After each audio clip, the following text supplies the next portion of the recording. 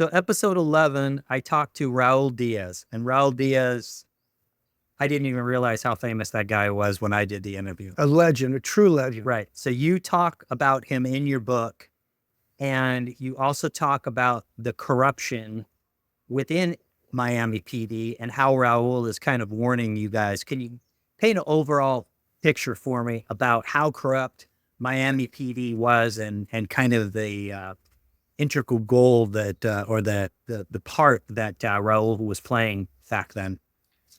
Well, Raul, to give just a little background, Raul started Centac 26, which I think it's 26, Centac, which was Miami PD's answer to the Colombians that were shooting up Miami and shooting up the Cubans and moving big loads.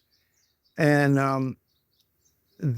Raul got a select group. I think there was originally 12 or 15 in Centac, and he was the first group that got issued full auto weapons, because we were going up against guys with MAC-10s and all kinds of stuff. Yeah.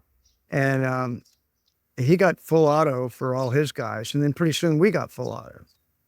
And when I first met him, there was a meeting, and he was there at a meeting, and he was talking to all of us about to be wary of Miami PD because there was a lot of corruption. And his answer to somebody said, "How much corruption?" And his answer was, probably 60% of Miami PD is dirty. Another 20%, somebody in their family is dirty. And the rest of them are trying to find a way to get out of that job and do something else. Because what had happened was they went through a hiring binge after about 2 years after the Marielito boat lift. They went through a hiring binge, and they needed Spanish-speaking officers, but they didn't do any vetting of these guys. I mean, these were guys that pretty soon, if you had smoked weed, you couldn't get the job. Well, then it became, if you had smoked weed only 10 times, you can get the job. And I think they cut it off at doing coke.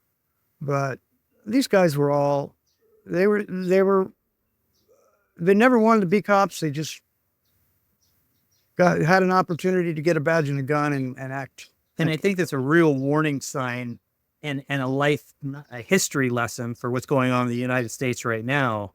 You're having a lack of people applying to be police officers. You're lowering the standards. Right. And you're just going to realize exactly what happened right Miami in the day with you.